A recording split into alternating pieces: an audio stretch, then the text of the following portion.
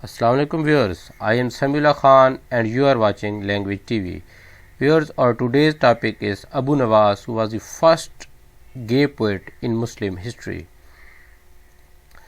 But Hurrian paid tribute to Abu Nawas in one line. What a great, tremendous tribute to his ability of poetry.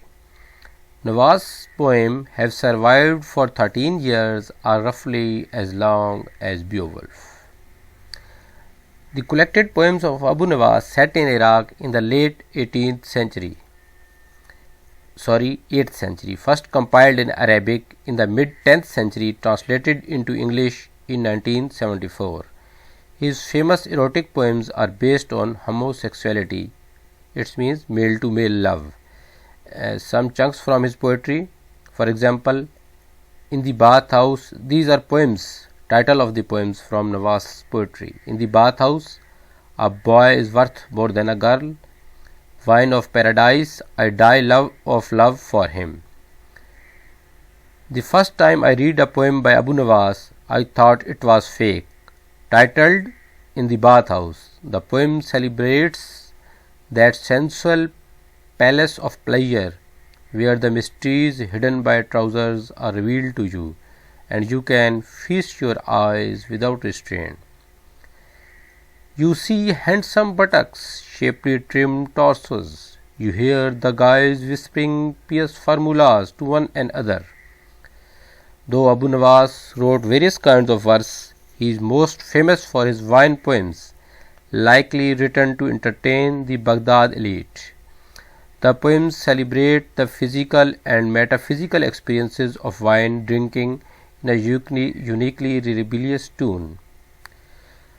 Dear viewers, I am facing a corona. Due to this disease, I have some issues in my lungs and stoppage of my voice. So sorry for that. I would give everything for the some chunks from Nawaz's poetry about boys. I would give everything for the sprouting bread that settled on the cheeks of one who, being a sun, is superior to stars and even moons. If it were not for his beard, our eyes could not look into his face with its radiant beauty, just like the sun with our glances could not bear if fine clouds did not surround it.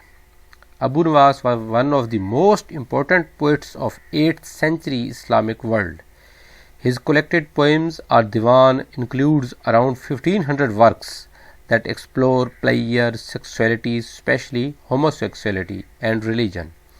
Abu Nawas died in Baghdad around 814. The language of Abu Nawas' formal odes, it means qasidas. The language of Abu Nawas' formal qasidas is grammatically sound and based on the old Arab traditions. His themes, however, are drawn from urban life, not the desert. He is particularly renowned for his poems on wine and pederasty. His verse is laced with humor and irony, reflecting the genial yet cynical outlook of the poet who spent much of his life in pursuit of pleasure. Even some of the 1500 poems in his divan may have been written by imitators and admirers. He was born around 760 Christ era in southwest Persia, in an era that today straddles the border between Iraq and Iran. When he was young, his mother, a seamstress named Julaban, took him to the bustling port city of Basra, where he was educated and fell in love with an enslaved woman named Jana. Depending on which story you believe, he either left Basra, thus ending their relationship, or their relationship ended, causing him to leave Basra. Either way, he moved to Baghdad, where he achieved fame and even short periods of fortune, though money seemed to slip through his fingers. This was the dawn of the Islamic Golden Age, and Baghdad was the center of the civilized world. It was because and Nawaz was a libidinous Dorothy Gale.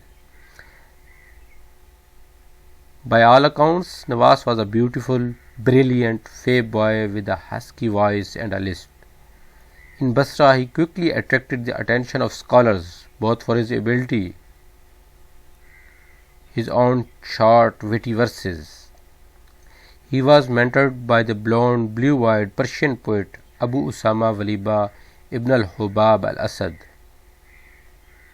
Libertine of the first water, Waliba taught Nawaz not only the important pre-Islamic poets but also how to drink until dawn and still compose in the morning.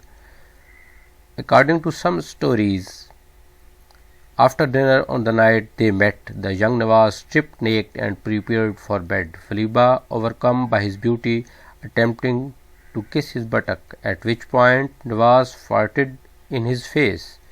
When Waliba called him a son of bitch, Nawaz retorted, "What reward can there be for the one who kisses ace except a fart?"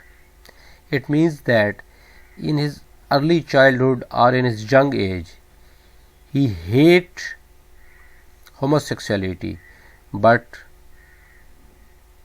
unfortunately his teacher Waliba treated him as a gay.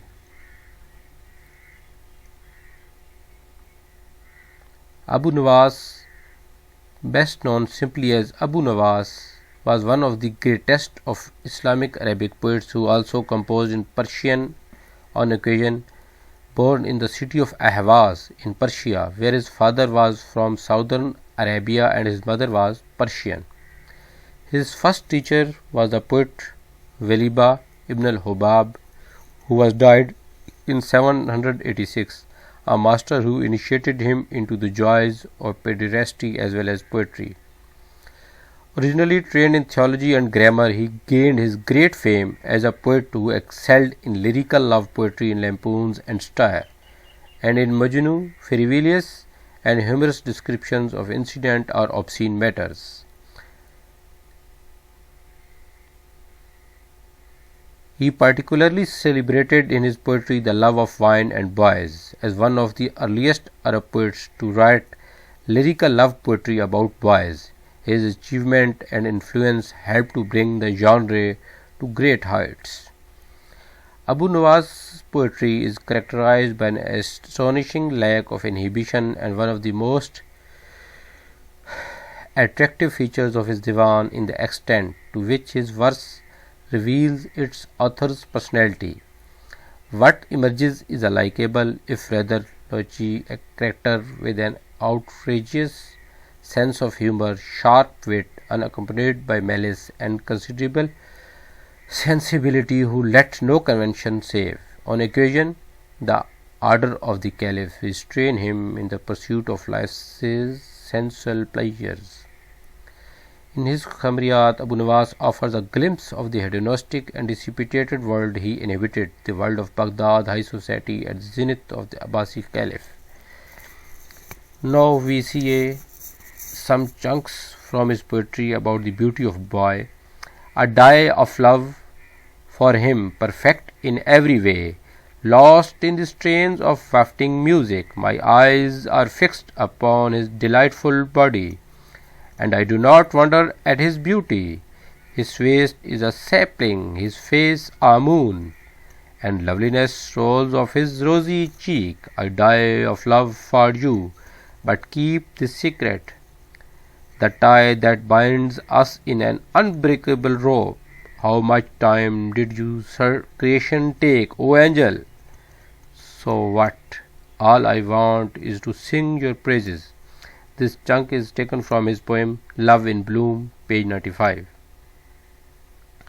His preferred type of youth was a pale Ghazali whose face shone like the moon, with roses on his cheeks and bridges in his long curly hair, with musk in his kisses and pearls between his lips, with firm boyish buttocks, a slender and supple body, and a clear voice. Beardless boys held the greatest attention. The growth of hair on the cheek was likened to that of rapes. But here also Abu Nawaz floated social norms by describing down on the cheek as erotically appealing, since it preserved beauty from indiscreet glances and gave a different flavor to kisses. The only woman who played an important part in his life was Jana, a slave girl, but because of his serpentine conduct, she never trusted the sincerity of his love. When she asked him to renounce his love of boys, he refused, saying that he was one of the people of Lot. Abu Nawas was sexually interested in women or girls only when they looked like boys, but even then he considered their vagina too dangerous a gulf to cross. As he said symbolically, I have a pencil which stumbles if I use it on the front of the paper, but which takes great strides on the back. He also wrote about the pleasures of masturbation, which he saw as inferior to the love of boys, but preferable to marriage.